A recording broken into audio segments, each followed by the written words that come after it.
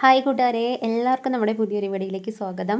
Big ബോസിൽ നമ്മൾ ലാലേട്ടൻ പറയുമല്ലോ 7ൻ്റെ പണിയാണെന്ന്. പക്ഷേ എനിക്കിന്ന് രാവിലെ തന്നെ 8ൻ്റെ പണിയാണ് കേട്ടോ കിട്ടിയത്. ഇത് 7 പറഞ്ഞ് കുറഞ്ഞു 8ൻ്റെ പണിയാണ് കേട്ടോ കിട്ടിയത്.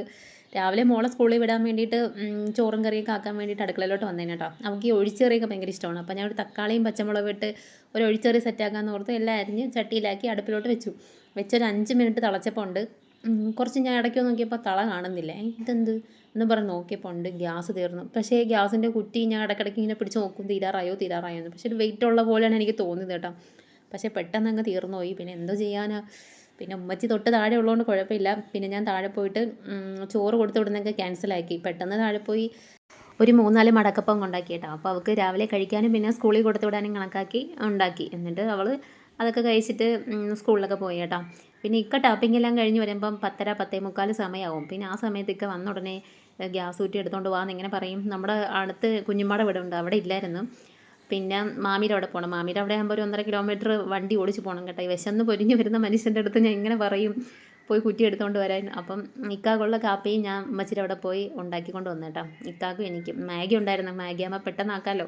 പക്ഷേ എനിക്ക് മാഗിയൊന്നും അത്ര ഇഷ്ടമുള്ള സാധനമല്ല. പിന്നെ ഗുളിക കഴിക്കണമല്ലോ എന്ന് ഓർത്ത് ഞാൻ കുറച്ച് കഴിച്ചിട്ട് ഗുളികയൊക്കെ തിന്നു കേട്ടോ.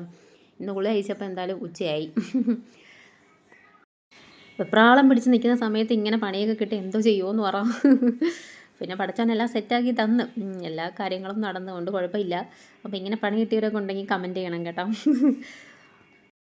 പിന്നെ എനിക്ക് മാഗിയൊന്നും വയറ്റിലൊന്നും പറ്റാത്തതുകൊണ്ട് എനിക്കാണെങ്കിൽ വിശന്നിട്ട് വയ്യ കേട്ടോ. അപ്പം ഞാൻ പെട്ടെന്ന് അരിയൊക്കെ വടിച്ചുരാനാണൊക്കെ വെച്ചിട്ടുണ്ട് കേട്ടോ. ഇനി അതെല്ലാം തിളച്ചിട്ട് വേണം പെട്ടെന്ന് കഴിക്കാനായിട്ട്. ആ സമയത്ത് ഞാൻ എന്താ പാത്രങ്ങളെല്ലാം കഴുകിച്ച് സ്ലാബൊക്കെ ഒന്ന് വൃത്തിയാക്കി സിങ്കൊക്കെ ഒന്ന് വൃത്തിയാക്കി ഇടുവാണ് കേട്ടോ.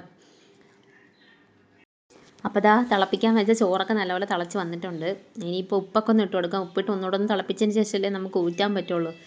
അപ്പം ഫ്രിഡ്ജിൽ വെച്ച ചോറൊന്നും കഴിക്കുന്ന അത്ര നല്ലതല്ലെന്ന് എനിക്കറിയാം. പിന്നെ നമുക്കുള്ള ചോറ് കളയാൻ പറ്റത്തില്ലല്ലോ.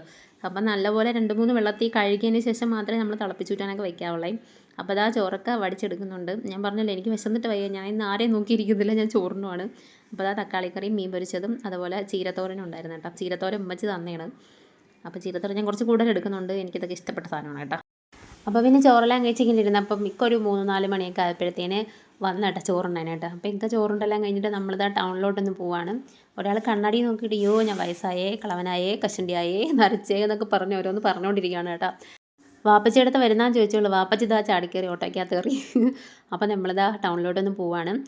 എനിക്ക് ബ്ലഡ് ചെക്ക് ചെയ്യാൻ കൊടുക്കണമായിരുന്നു. അതുപോലെ തന്നെ കുറച്ച് മെറ്റീരിയൽ എടുക്കണമായിരുന്നു. മെറ്റീരിയൽ എന്ന് വെച്ചാൽ ലൈനിങ് എടുക്കണമായിരുന്നേ.